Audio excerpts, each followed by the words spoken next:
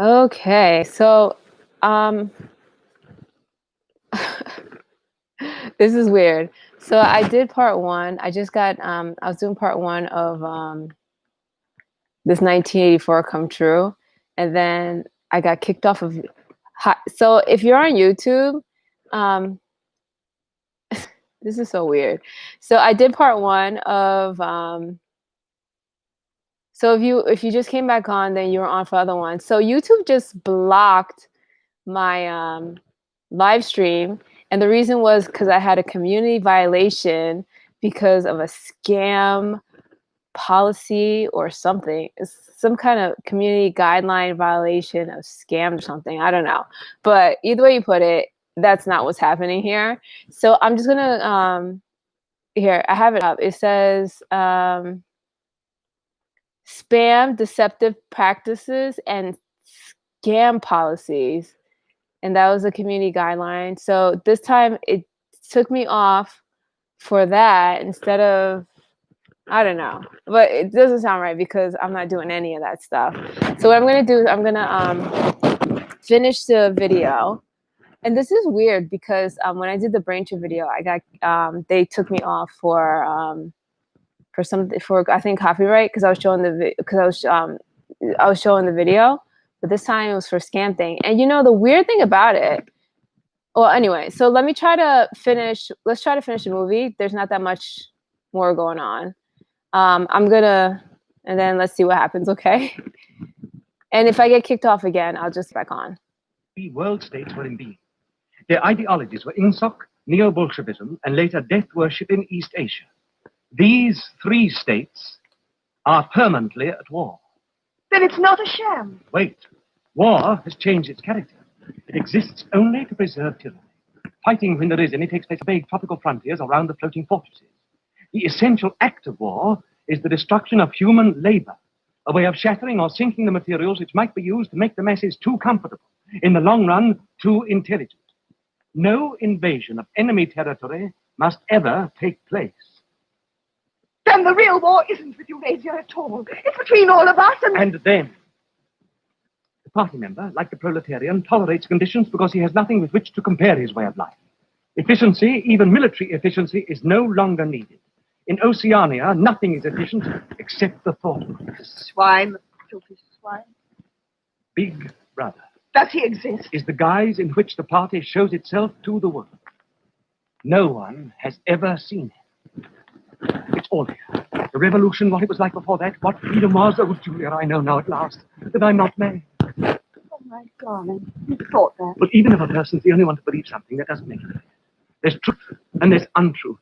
If you stick to the truth, even against the whole world, you're still not there. I want to. We'll read it together. There she is. I suppose she's hanging her washing on the line as you. Baby clothes. Her own or her daughter's. How many children do you think she's had in her time? Might easily be 15.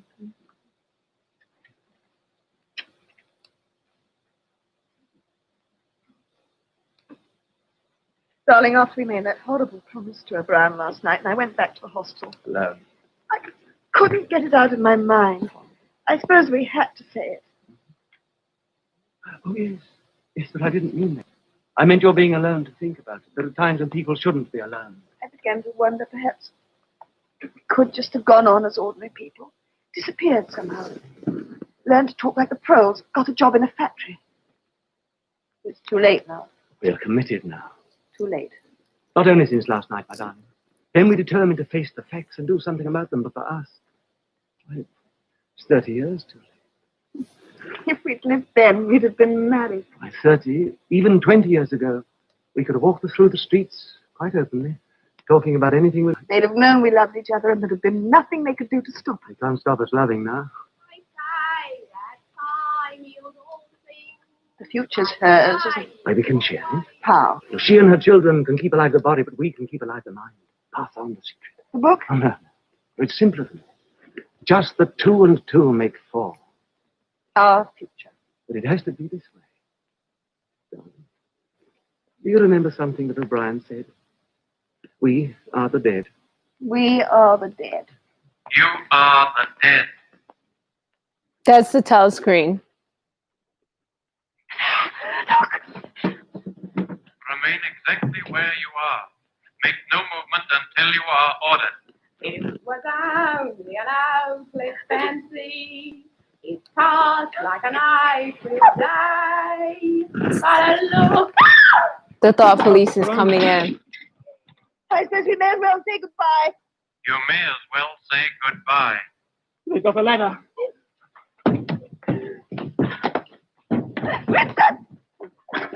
So the thought piece. Sherrington. Sherrington is the guy that rented them the apartment. He was supposed to be a neutral prole. But it seems like he was an undercover. Big Paul, reporting crime fix 20:45 hours. Proceeding Manila wise. I discovered the end of the little rhyme. You may as well have it so that it's not wasted. Here comes a candle to light you to bed. Here comes a chopper to chop off your head. Take the woman first. Not the Ministry of Love. Not there. Winston! Winston!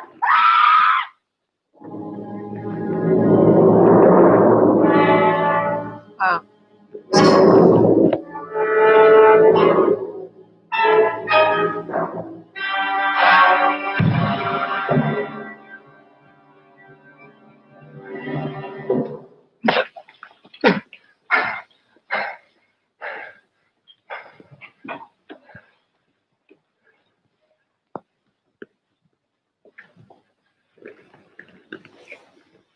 Parsons.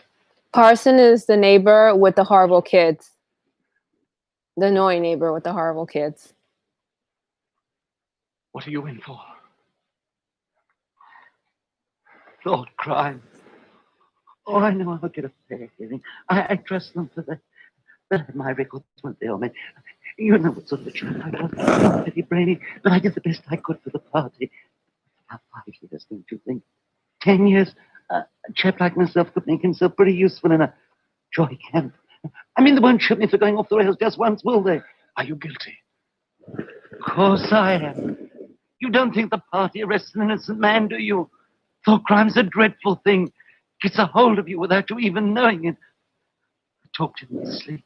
Do you know what they heard me say? Down with Bigler, over and over and over again. Oh, save me. Who denounced you? Oh, my little girl. Pretty smart for a nipper, eh? Oh, I don't bear her any grudge for it. In fact, I'm proud. It shows I brought her up in the right spirit anyway.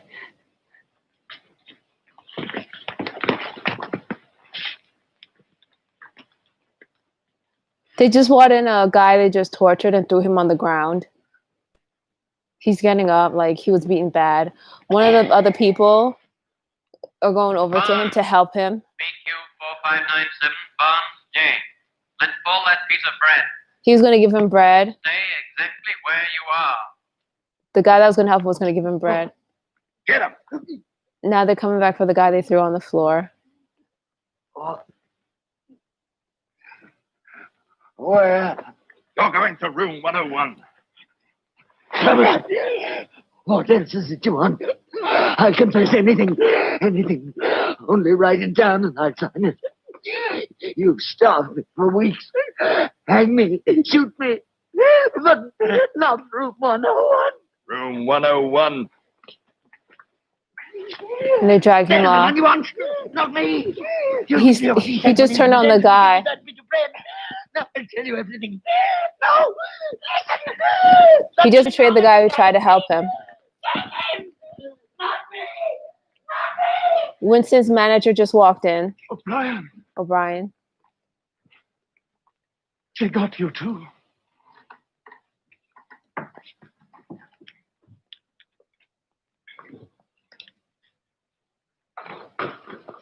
They got me a long time ago. You knew this, Winston. Don't deceive yourself. You did know it. You've always known it.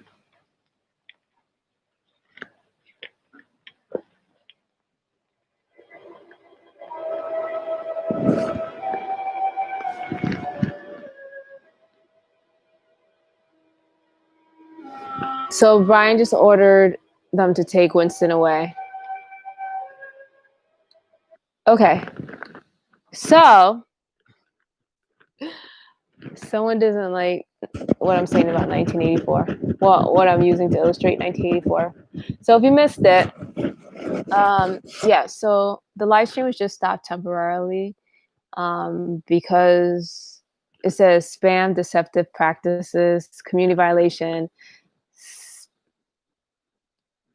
spam, deceptive practices, and scam policies, which doesn't apply to what I'm doing here.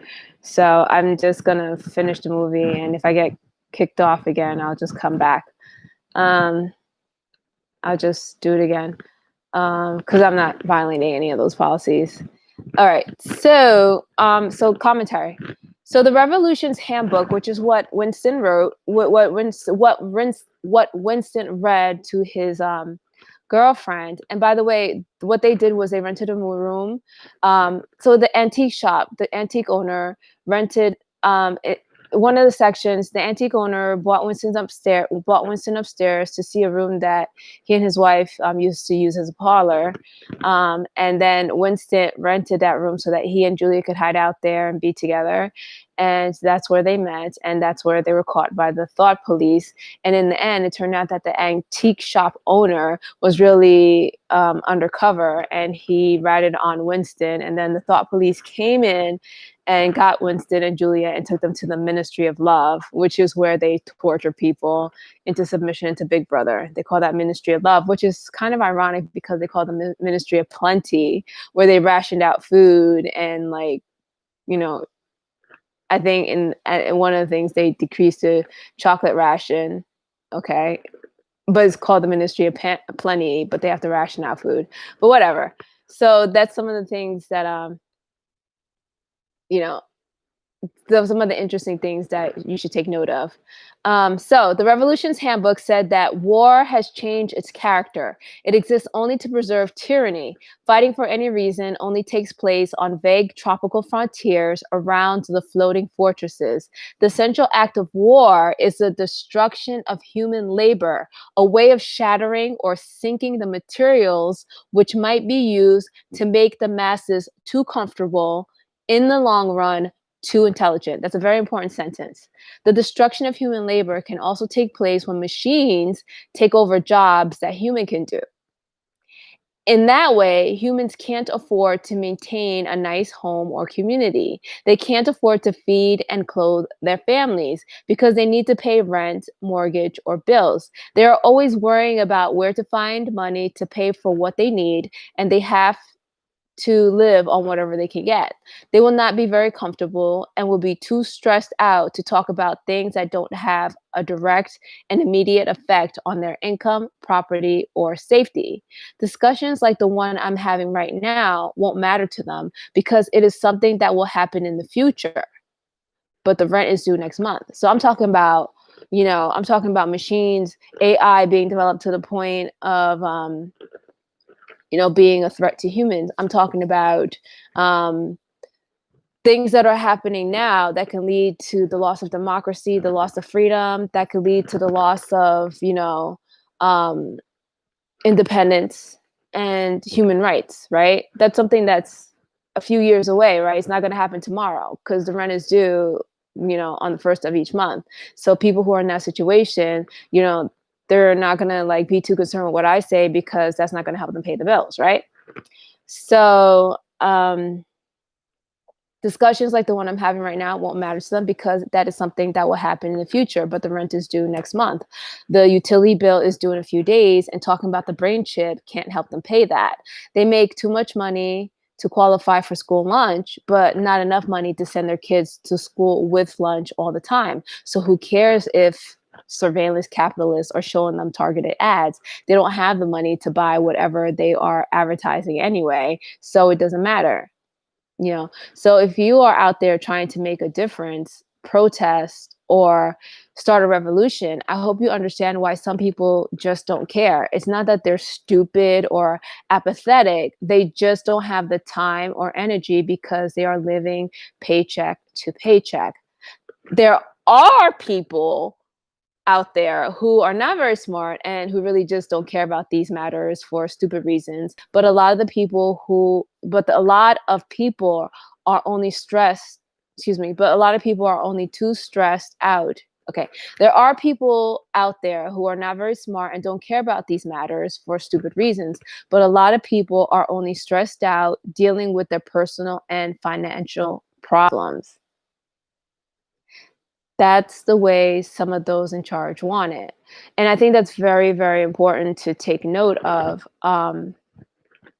And that's something that's an uphill battle. You know, a lot of times when you're watching something, you know, when you're someone who wants to change the world or make it better, or you're out there trying to raise awareness about, you know, some unfair practice, and people are just like, they just looking at you with a blank space, or looking at you like, so what? You know,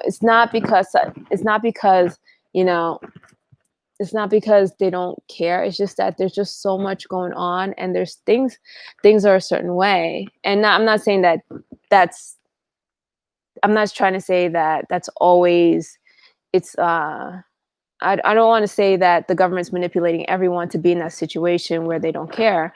I'm trying to let you know that in a lot of ways, maybe not always, you know, that's the reason why people are not paying attention. So if you're out there and you want to make change and you want to make the world a better place, and you're like you feel like you're talking to a wall when you talk to some people, just know in the background, this might be some of the things that are stopping them from hearing your message. These are maybe some of the things that are stopping them from acting out on your message, you know, because they have so much going on in their lives that they can't see how, you know, it doesn't matter to them that the makeup company, you know, new makeup company is experimenting on animals. It doesn't matter to them that, you know, farmers, it doesn't matter to them that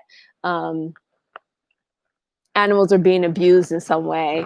It doesn't matter to them that, you know, someone in a third world country can't go to school because they don't have enough money. It doesn't matter to them that, you know, and this is sad, that someone in a third world, there's a war going on in a third world country, and you know, people aren't getting the democratic rights. It doesn't matter to them that, you know, a female in another country can't wear makeup or express herself because they have to pay their bills, and all that stuff doesn't matter to them because none of that stuff is paying their bills. So those are some of the things that are going on here, the dynamics of going out there and being someone who wants to make change and make the world better. You got to understand that, you know, not all of your audience, but a portion of your audience is in this rut, you know, and they are dealing with these personal issues that not going to allow them to have time to look outside for something that's going to happen in the future. They don't care about the brain chip, because guess what? The brain chip is not here. No one's forcing them to get the brain chip right now.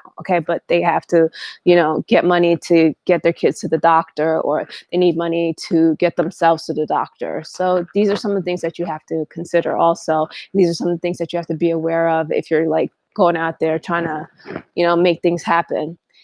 And this is also important because, and you'll see why I'm talking about this now, because this is a 2-part series, a 3-part series now, since I got kicked off of YouTube for whatever. Not kicked off, but they stopped my live stream for whatever reason. I don't know. Well, for the scam reason, which is not true. And I don't know what's going on with that. I'm not blaming YouTube. I'm not trying to get people to stop using YouTube. That was one of the things, getting people to go off YouTube. I'm not trying to do that. So this is going to be a 3-part series. So you're going to see a part 1, part 2, and part 3. But I digress. So you're going to need, so remember all this I'm talking about now. The reason why we're watching this movie is because this movie is going to support the next TI Hours discussion. So these things I'm pointing out to you, you might be like, it's, you know, okay, it's relevant, but it's kind of like, what is she talking about? But when you come back for the next TI Hour, it's all going to come together. So, yeah, where was I? And information. Okay. And that's the way that some of those in charge want it. They want people to not have time to look into issues. When the masses are not too comfortable, that means that they won't have time to look further into the information on a political candidate's commercial or what the local supporters tell them. You know, and I'm using, the reason why I'm using like political candidates, because we're like in an election, a big election season, and I just want you to make whatever choice I want you to make the best choice possible when you vote. So whatever that choice is, okay, it's your choice. You have the right to choose. This is America. So, the reason why some of the people want it that way is because they don't want the masses to. So when if there's someone in your community and they want one candidate to win, they could come up to you and say, oh, well, the other candidate this, the other candidate that, and my candidate does this, my other candidate does that, and you're just like, you don't have time to look into it. So, because you're not too comfortable, and the reason why you're not too comfortable is because you have to wake up and go to work the next morning. And while you're at work, you don't, you have other things to look at and look up, and you're not really going to sit there and like look into what the local supporter of a certain candidate has to tell you. You're just gonna be like, okay, well, I guess this guy or girl knows what they're talking about. The candidates. So, how that helps the candidates is that the candidate just needs to make whatever they say or whatever their supporters say sound good, feel right, and play on vulnerabilities. So if I have 2 kids, okay, and I can't afford 2 kids, but I'm trying to do the best I can, and I have to work 2 jobs to support my 2 kids. And there's an election season, it's election time, and I want to vote because that's important to me. One candidate, I could see the commercials on YouTube. I could have a local supporter of the candidate come and talk to me. And, as long as it sounds good, it feels right because I'm going to fill it out, right? And, it plays on my vulnerabilities. I probably will believe what they say because I don't really have time to go and look into details about, is that commercial correct? I don't have time to fact check. Okay, because I have 2 kids. One has to be here. One has to be there. I need to find a babysitter. I got to find enough money to pay the bills. School's coming. I need to find money for back to school supplies. Okay, or even if I'm a single person, all right, just tell me the news. Okay, I think that sounds pretty cool. Whatever. For a lot of people, that sounds cool. Whatever. I'm just gonna go to my job, and I have to make rent this month.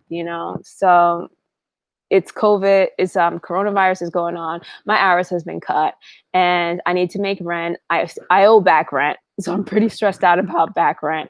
I need to make rent this month, so just just tell me what you have to tell me, and I'll decide if it feels good, it sounds good, and it plays with my vulnerabilities. I'm probably going to believe one or the other, whoever makes it sound best. So that's kind of like what's going on when they talk about the masses not being too comfortable and destroying human labor. So that the masses don't get too comfortable. So the candidates just need to make it sound good, feel right, and play on vulnerabilities. Some of the masses won't take the day off to vote because they can't afford to use gas to go to the polls. They won't have enough gas to go to work the next day, and they don't have the money to fill up the tank. Some are too tired from working 2 or 3 jobs to get polls. So if a candidate has enough dedicated supporters who are financially stable, they can win because those people aren't too stressed to vote. It also prevents people from having more informed and intelligent conversations because they don't have the time to look into things or spend on intellectual pursuits. And you need to remember that for the next TI hour discussion.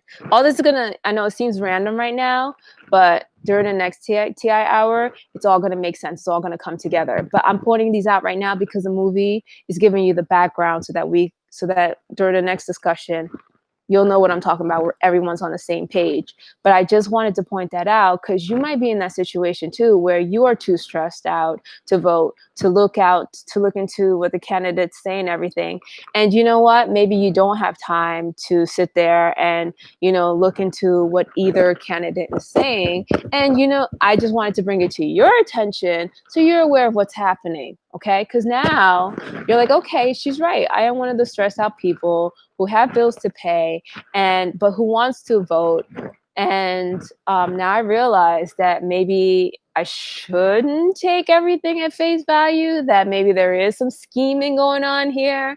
And, and maybe you'll just make just a little tiny time to just maybe like during a break, you'll, search some information or you'll do a fact check or something like that to make sure that you vote for the best you vote for the candidate that you feel is best for the country, whoever that candidate is, you know? So these are just schemes and tricks that I'm making you more aware of so that you can make the best decision you can for you, and to be more aware of the situation you're in and how that can be used to sway or play you into certain positions, and how you can deter that so that you can make the best decision that's for you. That's what I'm all about, giving you enough information so you can make the decision that's best for you and your situation. So, yeah. So, back to 1984, when Winston is caught, he finds that his friend with the awful kids has been arrested by the thought police because his daughter, that awful little girl, turned him in for staying down with Big Brother in his sleep. So both of his friends, who were very loyal to the party and showed no signs of rebellion, were taken in by the thought police. And, you know, that's weird, right? Because there's Winston, who we all know didn't like Big Brother, who was really like ready to go against the rebellion. And then, but Orwell, when he wrote this book, he decided to throw in the people who were very loyal to the party. I mean, the guy with the awful kids, he was like, oh, I'm so thankful that my daughter turned me in. She's a wonderful person and blah, blah, blah, blah. And then the guy who's sitting there developing the Newspeak article, you know, he was taken in and no one even knows why. He showed no signs of rebellion at all. So I think you should think about that, why Orwell made it that someone like Winston, who of course is, you know, who of course we know, you know, is like primary suspect to be taken in by thought police, was taken in, but he also made two very loyal people taken in by the thought police. Like, what was he saying? You know, what is he trying to tell us? You know, so I think Orwell was trying to point out that you're damned if you do and you're damned if you don't. So whether or not you do what Big Brother says and play by his rules, he may still come after you. And you know, 1984. I don't know. I think Orwell knew some things, and he was trying to tell people something, but he was using a fictional book and a story to tell it. That's what I think, but depends on how you want to read it. So with that, let's go into the last few minutes of the movie, and hopefully YouTube won't kick me off, but let's see.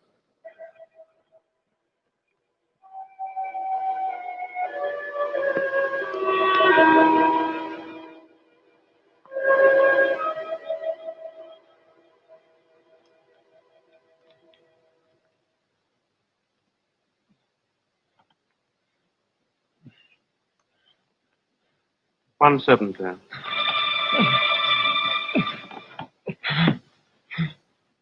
Do you remember writing in your diary that freedom is the freedom to say 2 and 2 make 4? Yes. How many fingers am I holding up, Winston? 4. And if the party says it is not 4 but 5, then how many? 4. And 8. How many? 190. How many fingers, Winston? 5. 4. Anything you like. Only stop the pain. Stop.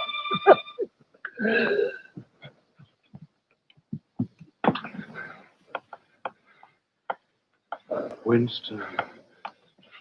How can I help seeing what's in front of my face? 2 and 2 make 4. Sometimes they're 5, sometimes 3, or all of them at once. You must try harder. Is this room 101? No. How long have I been here? Admit it? 7 weeks ago, Winston.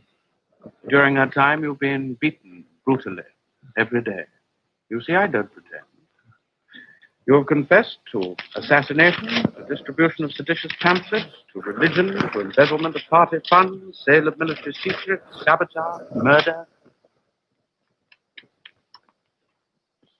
Why do you think we bring people to this place? To make them confess? No. To punish them? No, to cure them.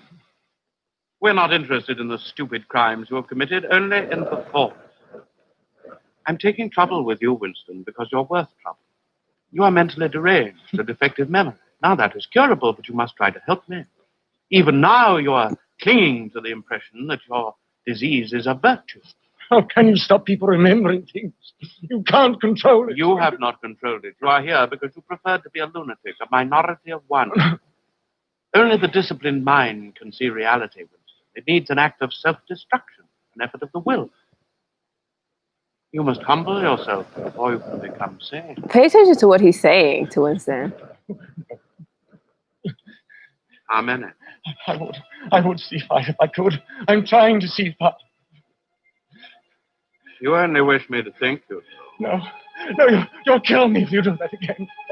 5, 6 fingers. In all honesty, I don't know. I don't know. This time it will not hurt. 3,000.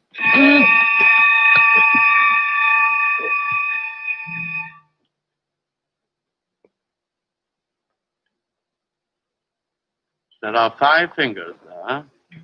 Do you see 5 fingers? Yes. Still? No, there's only 4 again. But you see now it is possible.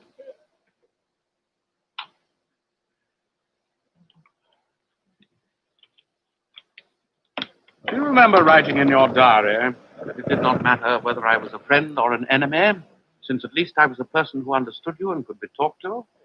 You were right. I enjoy talking to you, Winston. Your mind appeals to me. It resembles mine. Except, of course, you happen to be insane. No. Now, before we end this session, you may ask a few questions. Reservedly. You would scarcely recognize her. All the deceit, folly, rebelliousness, dirty-mindedness burned out of her. A perfect conversion. You tortured her. Next question. Does Big Brother exist? Of course he does.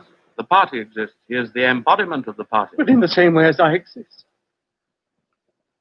You do not exist. I think I exist. I'm conscious of my own identity. Will he die? Of course not. How could he? Sit up.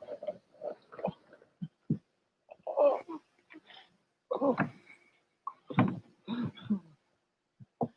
Go on. Ask him. How did you know? Very well. What is in room 101? You know, Winston. No. Everyone knows what is in room 101. Take him back to his cell.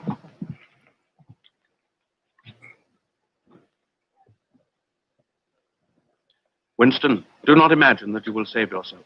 No one who has once gone astray is Pay ever spared. attention. Even if we chose to let you live out your life, you would never escape from us. What happens to you here is forever. Things will happen to you here from which you could not recover if you lived 1,000 years. Never again will you be capable of ordinary human feeling, of love or friendship or joy of living, of laughter or curiosity or courage or integrity. You will be hollow. We shall squeeze you empty, and then we shall fill you with ourselves. Have you understood, Winston? 195.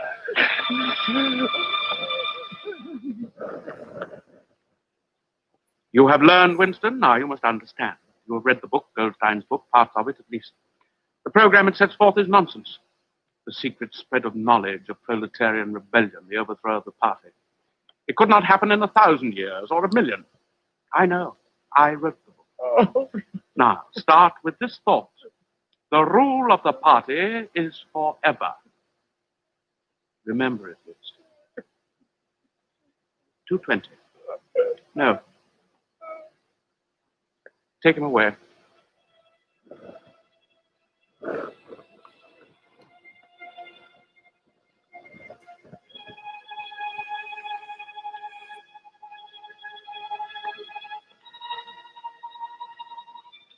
Winston. Winston. You know how the party keeps power. Now tell me why. You are ruling us for our own good, because we are not fit to govern ourselves. That was stupid, Winston. I want intelligence. The party seeks power for its own sake, not as a means, but an end. Power over the human mind, and power over all matter, climate, disease, the laws of gravity, because we control the mind. Reality is inside the skulls. We control the laws of nature. The stars are not light years, but a few kilometers away. If we wished, we could blot them out. Here, that is power. In our world, there will be no love but the love of Big Brother, no laughter but the laugh of triumph over a defeated enemy. Pay no attention. art, no science, no literature, no enjoyment, but always and only, Winston, there will be the thrill of power. If you want a picture of the future, imagine a boot stamping on a human face forever. Prepare to commit sabotage, even murder? Yes. Betray your country to a foreign power? Yes. Cheat, forge, blackmail, disseminate drugs? Yes. Your promises, Winston. And you consider yourself superior to us with our lies and our cruelty. Is that the spirit of man you hoped would arise and defeat us? It must defeat you. I don't know. I don't know how. Oh, somehow you'll fail. If you are a man, Winston, you are the last man. Release it. Your kind is extinct. We are the inheritors. Do you understand that you are alone? There is a mirror. You shall see yourself, the guardian of the human spirit, as you really are. So all this time, O'Brien was torturing Winston in like a box, like electrocuting him or something, electroshocking him. And now Winston's all torn and tattered, and he's seeing himself in the mirror for the first time. And he can't even walk. Look, He's crying. if you are human, that is humanity. He looks bad. His teeth are missing. Poor friend, you're He looks almost sick. well. Look in my eyes. It is not enough to obey, Big Brother. You now know what is needed. Who it is you must love. They beat him up bad. You did that to her. What was that? Be careful, Winston. Now, Oh, Julia. Julia.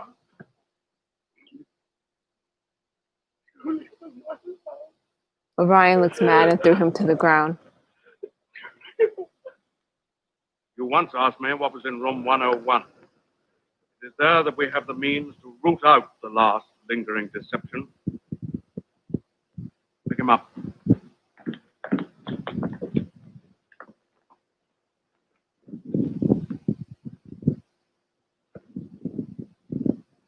What happens in room 101 is the worst thing in the world.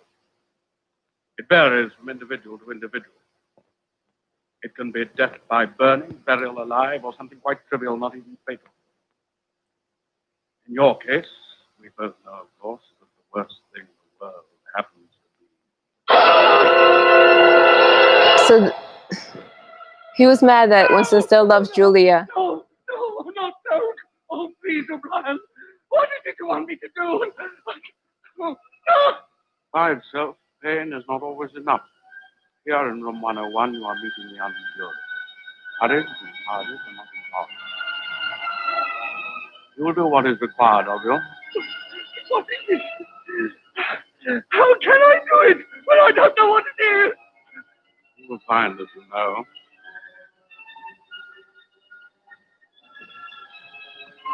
Ah. As you will see, this is a mask. It fits over the head, leaving no exit. When the plastic door is raised up, the rats will shoot out like bullets. It was a common punishment in Imperial China. Rats were caught in the sewers a week ago. Now they're starving. They're going to do it. Going to Julia! Not me! Julia! I don't care what you do to her! It's Julia! Julia, not me!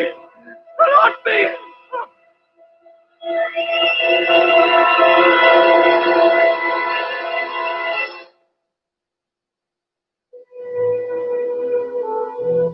Compliments of the house, comrade. 25 cents. So now they're at the cafe again. Time to come here for the Julia's last at the cafe. She looks terrible, like she was tortured. She looks like she's, one. Okay. oh my God. Want a regular place She looks as reserved? bad as Winston. Just let me know. That's all. He's torturing her. She won't respond. Here we go again. Bad news all day. Pincer movement by the Eurasian forces towards Brazzaville. It's not just a matter of losing the Congo, and anything might be happening out there. Stand by for an important announcement from the Ministry of Peace at 20:30 hours. This is news of the highest importance. Stand by at 20:30 hours.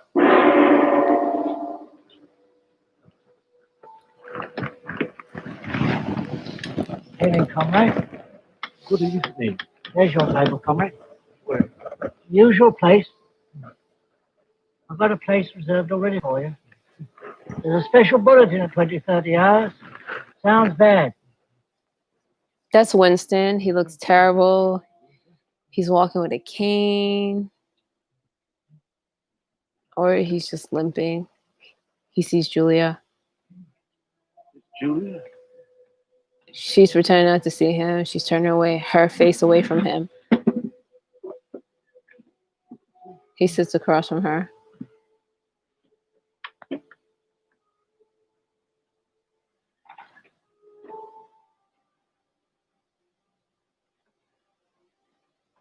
And she's not looking at him. For 3 weeks. I've got a committee job. It's quite hard work. I betrayed you. I betrayed you.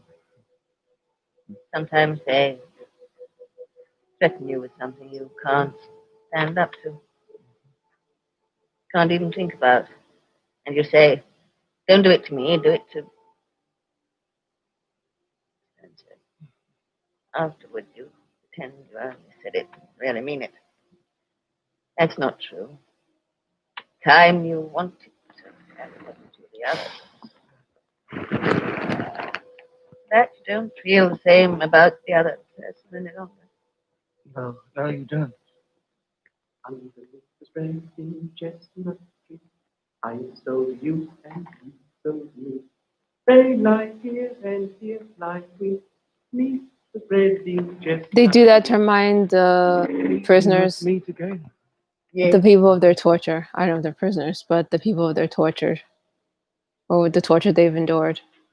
Shall I keep a place for you? She's looking at him like she despises him. Over here tonight, eh? 20-30 hours. This is it.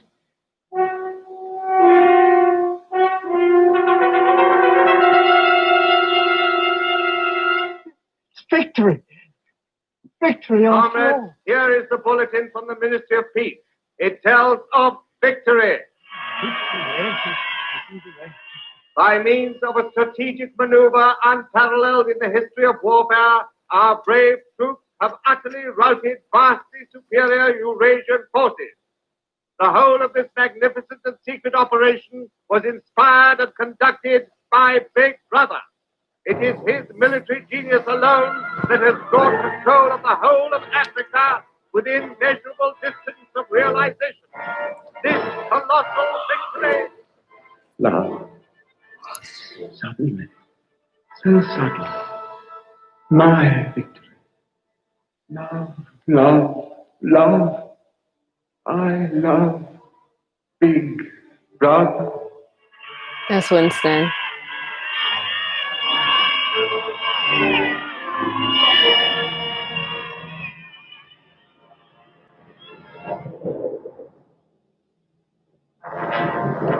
All right, so that's the movie. That's 1984.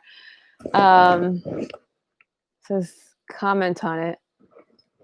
So at the end, Winston saw Julia at the cafe. I don't know if I said that or not. And that's how they saw each other. And the waiter was talking to Julia first, and then he seated Winston, I think. No, or Winston saw Julia and sat next to her, and she just wouldn't look at him. Anyway, so the guy who betrayed him, the manager, said, "We are not interested in the stupid crimes you committed, only in the thought." Then later he says, "Do not imagine that you will save yourself. No one who has gone once astray is ever spared. Even if we chose to let you live out your life, you will never escape from us. What happens to you here is forever. Things will happen to you here from which you could not recover if you lived 1,000 years. Never again will you be capable of ordinary human feeling, of love, of friendship, of joy, of living, of laughter or curiosity or courage or integrity. You will be hollow. We shall squeeze you empty, and then we shall fill you with ourselves." That made me cringe. And I was wondering, why are they after people's minds? It doesn't make sense to me. He said that he wasn't interested in the crimes that Winston confessed to. He was interested in the thought. What does he mean by that? The guy, the manager, keeps torturing Winston and telling him that it's for his own good. He is completely unfazed and unbothered by what he is doing. He is clearly a psychopath. When you watch this again, just look at him. He just really doesn't care that Winston is like, he looks the way he does. He's begging for mercy. He's tortured. He's just like, I don't know. He could eat a sandwich and do it. I don't know. Then he says, "The party seeks power for its own sake." This is the manager. "The party seeks power for its own sake, not as a means, but an end. Power over the human mind and power over all matter, climate, disease, the laws of gravity, because we control the mind. Reality is in the skull. We control the laws of nature here." And he pointed to his head. That is power. So, controlling the mind gives a psychopath power because they can control your reality. And that keeps coming up all the time. The psychopath wants to control your reality, right? That is why psychopaths pose a danger in fields of research. Excuse me. That's why psychopaths pose a danger in the fields of research I have been discussing. They are interested in the thought and the mind because they believe that power is in controlling the mind, and in controlling the mind, they control reality. If they can take over one person's mind, they control that person's world. If they take over the mind of the masses, they can control the world, and therefore reality is whatever they say it is. They will control reality. That's it. That's what he's saying. As long as we can control what's happening in here, we control the laws of nature, we control gravity. If we told you the stars are only a few kilometers away, yeah, you have to believe us because we control your mind, you know? If the psychopath takes over everyone's mind, though, I was like, if the psychopaths take over everyone's mind, won't they still have to face reality because no one has taken over their own mind? So even though, like, they could control everyone's mind and say, hey, the star's only a few kilometers away from you, or a few feet, like 2 feet away from you, and you believe them because they control your mind, they know that the stars aren't a few, feet away from you, right? And but the then again, a psychopath believes his or her own lies, So in their mind, maybe they're going to convince themselves also that, that the stars are only a few feet away from you or a few kilometers away, right? So psychopaths don't want the hassle of being questioned or challenged. They want everyone to do as they say and believe everything they say. So the manager goes on to say, in our world, there will be no love but the love of Big Brother, no laughter but the laugh of triumph over a defeated enemy, no art, no science, no literature, no enjoyment, but always and only there will be the thrill of power. If you want a picture of the future, imagine a boot stamping on a human face forever. That, whoa. Whoa. Like, I need to take a minute from that. Like, whoa. And the reason why it's like, whoa, is because there are real people who believe that. Psychopaths believe that. Psychopaths don't experience happiness. Okay, they experience the thrill. They experience thrills, and they like power. So it's like you could see a psychopath like that's to them. And I know I've seen people or heard of people who are like that, who to them they like the thrill of defeating and hurting other people, and that's just cringeworthy. So the manager tortured Winston until Winston betrayed Julia. He attacked Winston with his biggest fear, rats. Going back to why Winston was afraid of rats, it was only because they ate his sister. It was an event that became an inner demon because Winston felt guilty for stealing her bread, then leaving her unattended, leaving her unattended so that the rats got to her. I'm sure his mother called him a selfish child when he even screamed for her bread when he was hungry. As a child, he saw that his selfish behavior made his sister die, and that must have stuck with him. Of course, as an adult, Winston should have realized that he was only a child, and children tend to be selfish when it comes to physical needs. He also didn't understand that his mother, as a child, he didn't understand that his mother wouldn't be back to take care of his sister. In his child mind, he was like, I'm going to steal her bread and run away, and mom's going to come back and feed her and take care of her. He didn't realize your mom's not coming back. So the event shouldn't have become an inner demon because he was too young to understand what was happening. A very private and personal trauma was used to break him, and without mercy. The guy used it to make him betray his one true love. That's cruel, that something that happened to Winston when he was young that he hasn't gotten over, and he felt so guilty about that led to the death of his sibling. That guy heard it, and the reason why he heard it because the room that Winston and Julia were renting to hide from Big Brother was bugged. So they heard when he told Julia that story. So they used that inner demon to make, and the reason why it's like really cruel is they use that to make him betray the one woman he ever loved.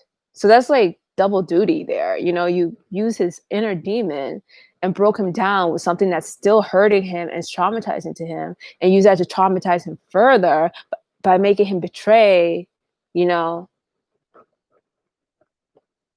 his true love. That's just cruel. That's just so mean. So the manager was trying to stop Winston from being able to love again. And that's what he said, you won't be capable of the feeling of love. And the only love that you're going to have is the love of Big Brother. So you could see how he was doing that to make Winston do what he wanted. So by telling Winston the torture was for his own good, he was able to fill empty Winston, because remember, they said we're going to empty you, with gratitude and appreciation for Big Brother instead of the hate and resentment that he would have normally felt. So under normal circumstances, Winston's going to hate and resent Big Brother for torturing him that bad. But he kept telling Winston, it's for your own good, it's for your own good. So that way that hate, so he kind of like, he's gaslighting Winston. He's gaslighting him, No, of course, you have no reason to hate and resent Big Brother because we're doing this because you're insane. You're a lunatic. This is for your own good. So you should love and be very appreciative that Big Brother is torturing you like hell and just like did this really cruel thing to you. So that's what you see, all that's happening. He's messing with him physically and psychologically. So, here's another type of cognitive dissonance. Excuse me. That is another type of cognitive dissonance. While being tortured, Winston has to decide either to believe that the torture was good for him so that he could hopefully get some mercy and it will stop, or he could hold on to the truth that Big Brother was torturing him into submission and continue to fight it, which will make the torture continue. You know, I think that Winston held on to the truth but lied to get out of the torture. It was only when he saw Julia and realized that she no longer loved him, that's when he was broken. So imagine, like, as soon as he sat across from her, he just been through this. And we kind of know that Winston would say what he needs to say to, like, get out of the situation, because remember when they first went to O'Brien's apartment and O'Brien was like, "Are you willing to commit sabotage?" And blah, blah, blah, blah. And he's like, "Yes, yes, yes." And then later on, he told Julie, "Well, I only said it. I didn't really mean it." I think at that point, Winston was just like, I'm going to tell this guy what he wants to hear, and I'm going to say it convincingly so that I could just get the heck out of here because I don't want those rats near me. And so I think he kind of held on to that love for Julia, because when he saw her at the restaurant, he was still kind of like, glad to see her. And then when Julia treated him like that and she let him know, not directly, that she doesn't feel the same way about him, I think that's what broke him. I think that's what really, really, really broke him. Because it was just like, well, Julia's not in love with me anymore. I think Julia had been like, "Winston, I'm so happy to see you. Oh my God." Those feelings were still there, but she didn't. She just let him know, like, it's over. I don't like you. And she just, like, she wouldn't even look at him. She just, like, and I think that's when he was really, really, really broken. He knew it was over with him and Julia, for him and Julia. So when he saw Julia after they both were tortured, it appeared he remembered his love. When he saw Julia after they both were tortured, it appeared he remembered his love for her and may have even felt it again.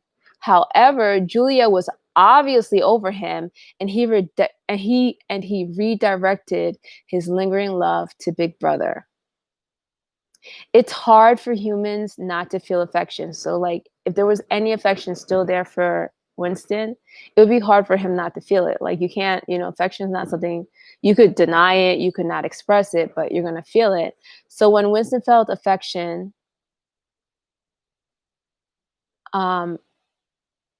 he was tortured. So when Winston felt affection, he was tortured into directing it towards Big Brother because it was only safe to love Big Brother. I hope that makes sense. So it wasn't safe to love Julia. It wasn't safe to love Julia because if he loved Julia, he might end up in the torture chamber again, right? But he could hide that affection, right? And he could still feel it until he saw Julia and he realized Julia doesn't love him anymore. Okay, and now he had all this love and he's broken and he's hurt because things are over between him and Julia. So now I think in his mind, he was like, okay, well, there's this love there and the love of my life just doesn't love me anymore. And I'm just too broken, hurt. And there goes Big Brother. So I'm going to redirect the love and affection I have for Big Brother because it won't hurt that much, and that he said that's his victory. He said that's his victory over himself. That's disgusting. But he was just so broken and hurt at the time that he had this love still lingering there for someone, and he had to redirect to someone, and Big Brother was the safest person to redirect that love to. So I hope that makes sense. And and this may seem like fiction, but this, art imitates life. So this has a very real and practical, this is very real to life. So pay attention because either this might have happened to you or this could happen to you. Not like, hopefully not in like getting tortured like blatantly, but gaslighting and all that stuff. If you're dealing with a psychopath, they got all sorts of tricks up their sleeves. So this movie gave a peek into the mind of a psychopath and some of the things that motivates this beast known as the psychopath. In Gaslight and The Picture of Dorian Gray, the audience got to see unmasked psychopaths in action. But in 1984, the audience got to see an unmasked psychopath in more depth. Gaslighting showed the psychopath in a romantic relationship. The picture of Dorian Gray showed a psychopath in a platonic relationship or a friendship. 1984 shows a psychopath in a professional or work environment. You didn't get to see many of the tactics that the psychopath used, but you got to see how the psychopath thinks and why she or he thinks that way.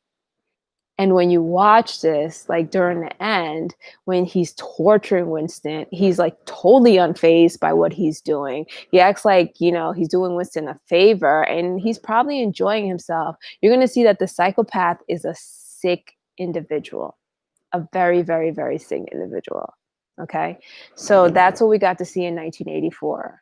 We got to delve into the mind of the psychopath on why they think power's in the mind. Because I never got that. Why do you want to control people's minds? What is this powers in the mind thing? But in their sick way, if I can control your mind, I can control your reality. And I could tell you whatever I want you to, I could tell you whatever I want and whatever you want to believe, and you're going to believe it, And why psychopaths, and that explains why psychopaths seek to control more than one person. Because the more people you control, it's kind of like, it makes you feel like it gives a false impression that you control a world, so to speak. Like there's like, you control one person, yeah, that's nice. Well, it's not nice for me, but for them, that's nice. But the more people you control, the more they feel like they have power over the world, I don't know. Territory. The more people you control, the larger your territory of control. So that's probably why they want to control as many people as possible. So let's talk about 2-Minute Hate Week. Let's talk about 2-Minute Hate and Hate Week. So 2-Minute Hate was in the beginning where they sat there and, they showed a picture of Goldstein, the rebellion leader or the revolution's leader. And they showed a picture of a Eurasian soldier, which was fighting the war for, rebellion or whatever. And everyone who was in the outer party had to spew hate at the screen and tell them how they hate them. There were people like hissing at the screen and stuff. And then Hate Week was when I think they killed people, killed the traitors, and just like walked down the street hating everything. So let's talk about that. So I always wondered why psychopathic organizations and groups always were full of hate or hated some innocent person or group. There's a scene where Julia tells Winston, when they were like in the little room that they rented, she told Winston, everyone hates Big Brother, but they're afraid to say it. So everyone who's in the inner party and outer, she's like, they hate Big Brother, but we just can't say it. So psychopaths know that there is a natural instinct for every living thing to be free. They know that after a while, the people they hold captive through deceit and manipulation will start to hate them. And I think that one of the main purposes of having someone to hate is more than, the reason why, I think one of the main purposes of having someone to hate is more than about having a common enemy to bond the group. I think that after a while, a meaningless, strict regimes, I think that after a while of meaningless, strict regimes or routines and someone running your life, a hate for the leader or the group itself starts to grow. So I think that sometimes people who are in these psychopathic groups or cults or whatever, or organizations, they have these regimes, they have these routines, they have these things, and really people are running their lives. And I just think that after a while, they start to hate it because someone else is running their life. Someone else is telling them who to be friends with. Someone is telling them how to act. They have to pretend to like things they don't like because the group likes it, And I think what happens is, they start hating the leader or the group itself, and that starts growing in them.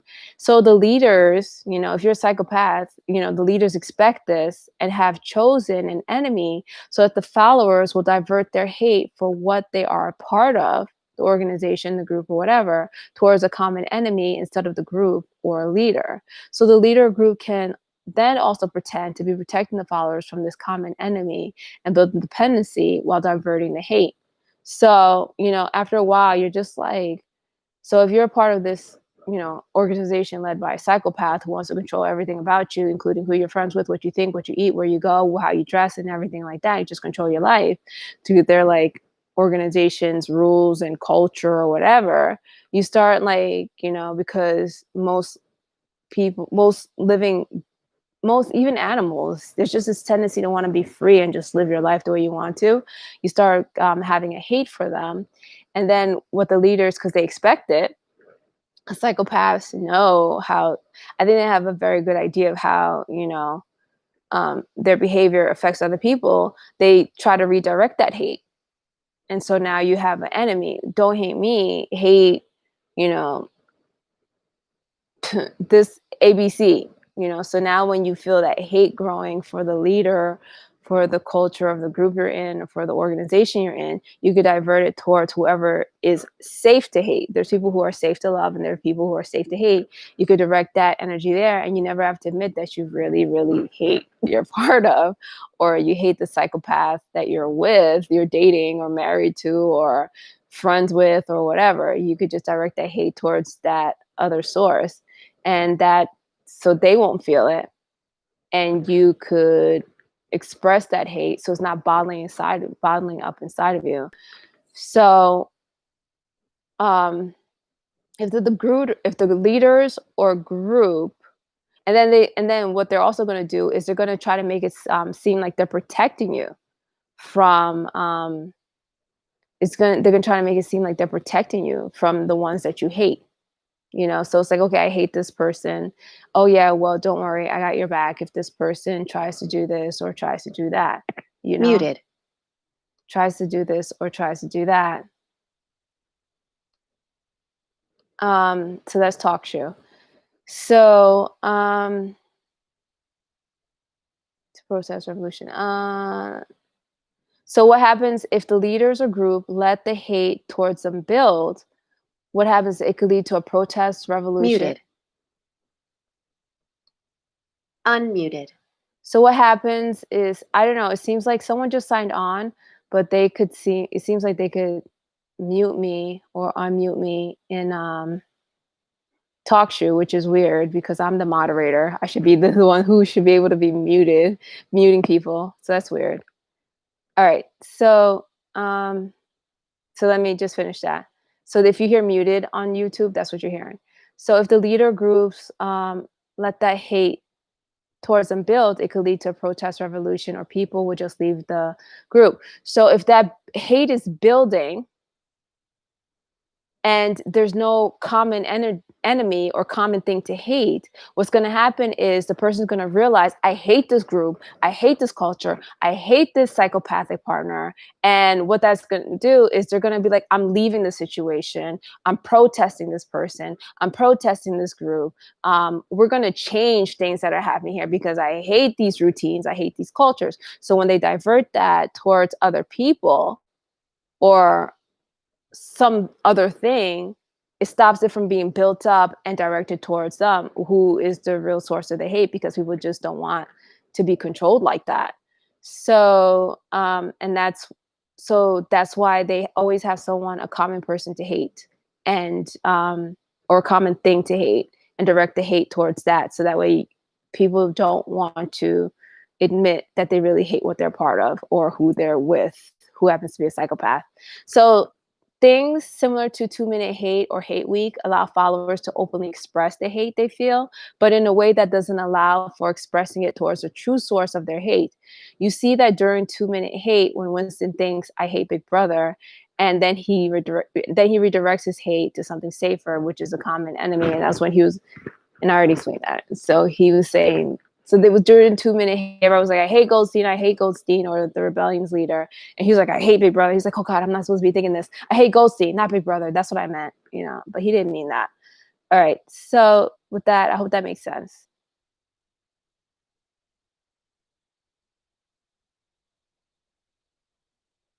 Okay.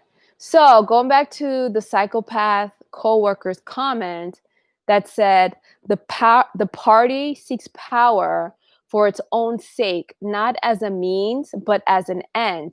Power over the human mind and power over all matter, climate, disease, the laws of gravity, because we control the mind.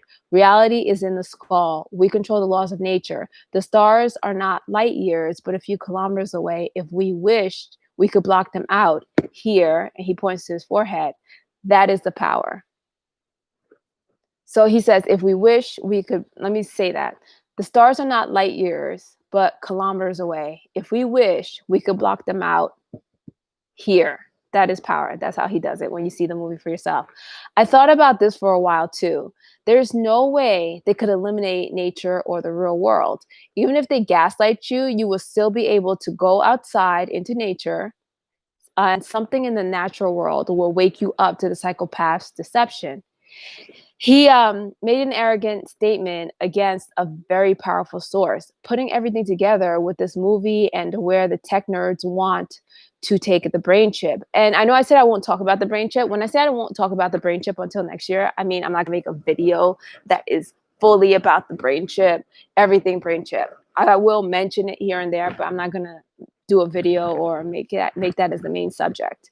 So what was I saying? He made an arrogant statement of, okay.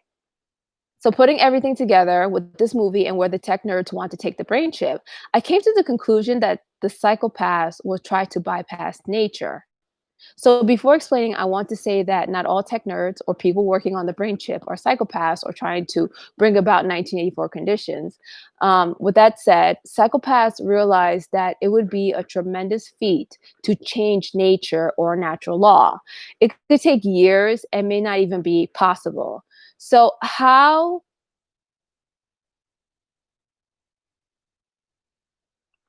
they could try to get past that is to create an alternate universe. So having control of people's minds allow that.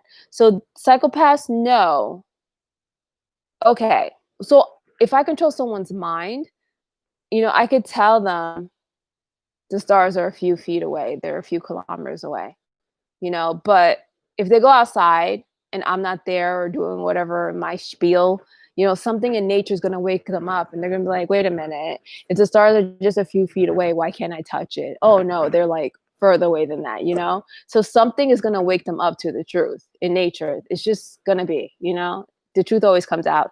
So how would they do that? They're going to try to bypass nature, right? How are they going to bypass nature? And this is where it gets interesting. So if they are in charge, having control of people's minds, the same concept that this guy was saying, allows them to bypass nature. So if they're in charge of creating and ruling that alternate universe, they can play God with a capital G instead of God with a lowercase g, right? And make the rules of nature. How? Because they will control minds and thoughts. In the brain chip is coming, one of the videos mentioned that humans will be living in the cloud or on the internet, something like that. I've called it the brain chipper world for lack of a better name. The brain chipper world is created in people's minds, and with the brain chip, a bunch of people can create their own world or universe. If a psychopath somehow takes over, sure, he can have the power over all matter, climate, disease, the laws of gravity, because we control the mind, because they'll control the mind. Reality is in the skull. The brain chip is in the skull. People are living in their heads now. They're living on a cloud. And that's what he said in the video. They're living in some kind of ultimate universe on the internet, this virtual reality on the internet.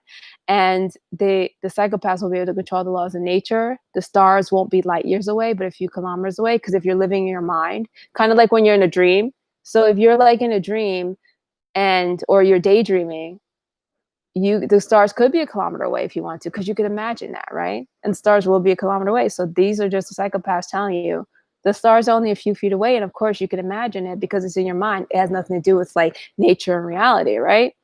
So, and if they wish to tell you there are no stars, they could block it out because they'll control what's happening in here, right?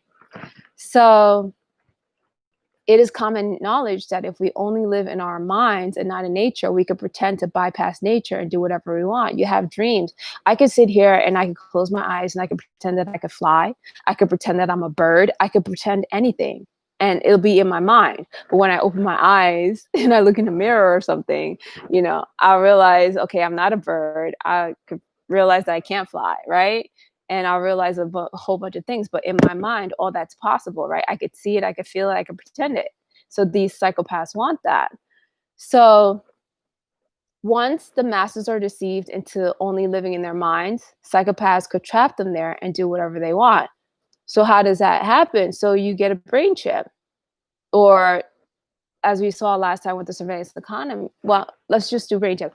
So you get a brain chip, and once you have the brain chip, right, you could tell people the stars are kilometers away, and they can imagine it because everyone's living in their head. If this doesn't make sense to you, watch the Brain Chip 1 and Brain Chip 2 video, and that's when they describe where they want to go with the brain chip, and they literally said that once you're like, they want people, what they're gonna do, where the brain chip is heading eventually is that people will be living in their heads. They'll be living on the internet. They'll be living on the cloud, and they'll be able to create any type of reality. It's like a virtual reality chip in your head, and you can be able to create any type of life you want and live that life in your head. And you could have a community because other people, you can link your brain chip to other people's brain chip. And this is not just like crazy TI talk. No, this is what they actually said in the videos, and the videos have nothing to do with gang stalkings or TIs.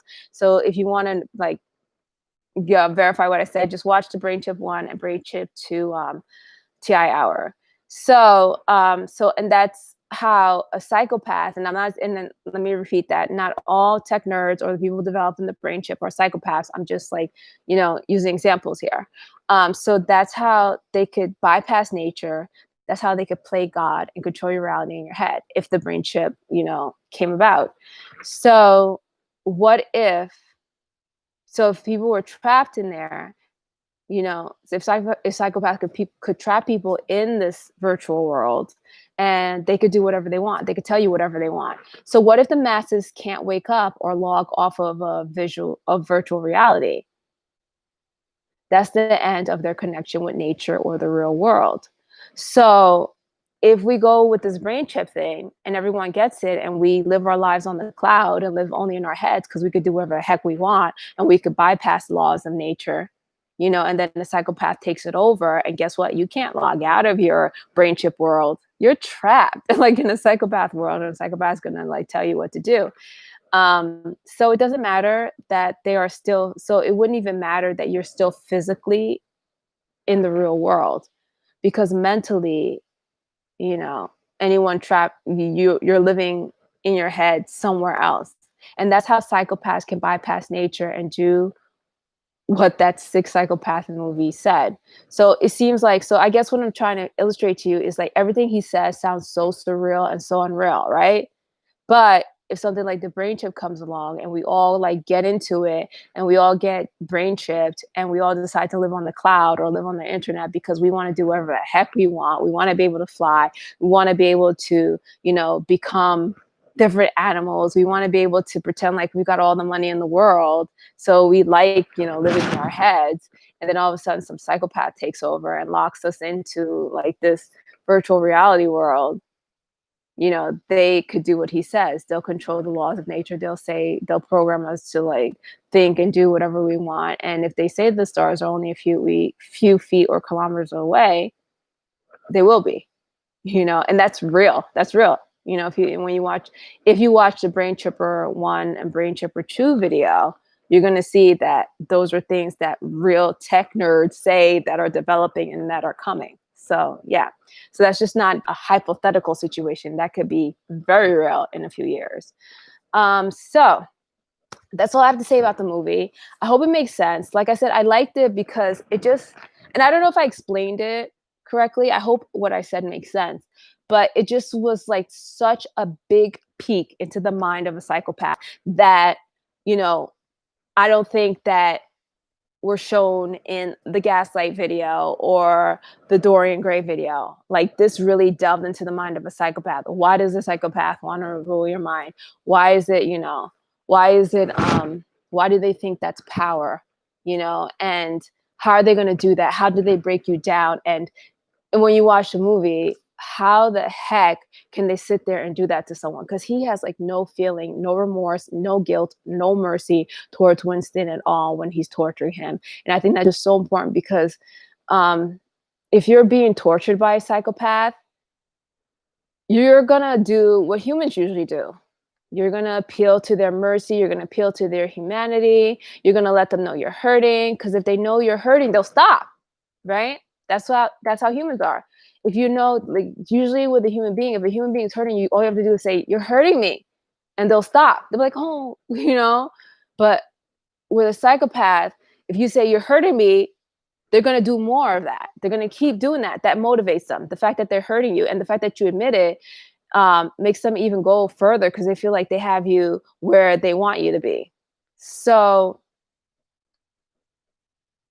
I thought that was very important. And when you watch the movie, here's a link to the movie on YouTube. So when you watch the movie, take note of that. Take real good note of that psychopaths don't care that they're hurting you. They want to hurt you. Whether you're nice to them, Winston wasn't mean to his manager. Winston trusted his manager, but this guy just felt like Winston needs to think and do as I say. And if Winston doesn't think and do as I say, then Winston's hurting me. And because Winston's hurting me, I'm going to hurt. Like the mind of a psychopath is bizarre.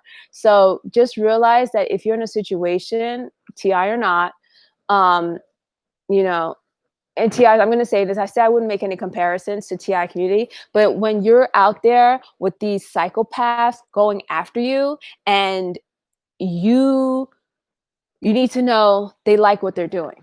A lot of them, some of them, maybe not. I don't know yet. I haven't confirmed that yet, but they like what they're doing. They like hurting you. They like to see you in pain. They like to see you wincing. And then the more that you're hurt, the more that they feel like the more they go for, it's like, oh yeah, I finally got her down. Come on, let's get her to do this. Let's get her to crack. Let's get him to crack. Let's break him. Let's get him to do that. Like they like that. So when you watch this movie and you're seeing this guy and how he just has no remorse, he doesn't give a damn. He likes what he's doing. He's like, okay, Winston's not here yet. Turn it up a notch, okay? Because Winston has to get with the program, okay? So it's like they don't care. They don't care. They're not human. You're hurting me is not going to stop them. They're going to be like, okay, good. I'm on the right track. And they're going to keep going. So with that said, watch this because it is important for you to see that. And it's going to kind of like help you understand more on how to deal with a psychopath. If you're in a situation with a psychopath and you can get out of it as soon as possible, ASAP, but be careful too, because watch my videos about psychopaths and how dangerous it is. Like if you're in a relationship with them, you have to like do it very, very carefully. Whether it's a platonic relationship, a business relationship, if you're trapped in any type of relationship with a psychopath, watch the videos. I think it's Psychopath 101. Watch that whole series because you have to be careful. It's hard, like especially if the psychopath is still into you, it's hard to just break it off like you would a normal person. Like, I don't want to see you anymore. Stay out of my life. Just watch the videos and it'll show you how like you have to carefully get out of a relationship or away from a psychopath because they're beasts and they're disgusting. So anyway, and if you're a TI out there, I just hope this movie lets you see the type of people that are after you or surrounding you. So that way you don't get into the trap of thinking that when you admit that you're hurt, that they're going to stop, because they're not human. They're not going to stop. That keeps them going. So with that said, so exciting session. I got kicked off of YouTube. I'm not really because I've researched the TI situations and stuff. I'm not going after YouTube and saying YouTube, is run by stalkers and all that stuff. I'm not going to say that because I researched this. I know that things like this are a little bit more complicated than they play out to be. So no, I'm not going after YouTube. I'm not saying that everyone on YouTube, is some kind of gang stalker that are trying to stop my videos. Not saying that. There was some interference, and it's suspicious interference. Okay, I'm not saying that gang stalkers weren't involved either. So, yeah. So I guess what I'm saying is it's very complicated. It's a complicated situation. Gang stalkers work when a TI goes into a store, You know, there are going to be some people there who are gang stalkers, and there are going to be some people there who aren't gang stalkers. And of course, the gang stalkers are going to want you to think that everyone in that store and everyone who works for that store is a gang stalker and against you, and that they're doing this. You know, they always want to make it seem like they're bigger than they are. And I have a video on that. I think it's one of the 10 and E videos that shows you how gang stalkers try to appear like they're bigger than life and they're bigger than they are. So I take everything, you know, so I don't jump to conclusions. So yeah, so I was kicked off for some kind of dubious fan deceptive practice thing that's not true. Not kicked off, but they stopped my live stream for that. And I hope that'll be corrected. I'm not sure if it's the computer program. I'm not sure what's going on, but yeah, so there's nothing, I don't have any animosity towards YouTube for that. Like I said, because I researched this, I know that situations and things like this happening are more complicated than they appear to be. And I'm not saying that there was no gang stalker involvement, because this has happened twice, but I'm not saying that everyone on YouTube is a gang stalker and up to this and yeah, not saying that. So yeah, so with that said, so there was gang stalker. So there was an interruption in my in this session, and so there's a part 1 and a part 2, and then on Wednesday we're gonna go into part 3, which will show you this was just the background. Oh, and I have to warn you. Okay, so let me read that part because this is very important. And it's also happened on TalkShoe too. So it's not just YouTube, it's happened on TalkShoe.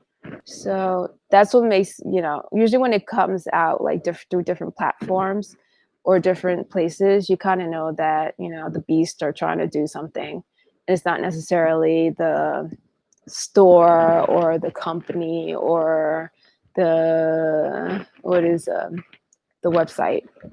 So after this, I encourage you to watch the movie before the next TI hour, because I will reference the movie a lot. After the next TI hour, you can read the 1984 book because it is more detailed than the movie. There are free audiobooks online, and showing a psychopath was not the only reason for listening to this movie. I want you to also look at the whole story of what happened to Winston and the type of world he had to live in, because that will be referenced a lot in the next TI hour. And I think with that, I think that's all I had to say. So yeah, so go and watch the movie before, Wednesday, I keep saying Wednesday, before Thursday's TI hour. And like I said, because I will be referencing it a lot. I think that's it. And thank you for watching. I hope this was helpful. Yeah, and I hope you'll come back Thursday, because this is part 3, because there was that interruption. So there's part 1 and then part 2 because we got cut off, and then so this will be the next part of bringing it all together and showing you. Oh, that's what I want to warn you. Depressing. Okay, this was depressing. I know last time I warned you that it was depressing. This was depressing, but the next one, it really depressed me. So I just want to warn you ahead of time. It might not hit you the same way it hit me, but just in case, just so you're like aware that it's a very depressing episode. The next episode is could be very depressing for you. I don't know how you're going to take it, but just so you're aware. And that's it. So thank you. Have a good night.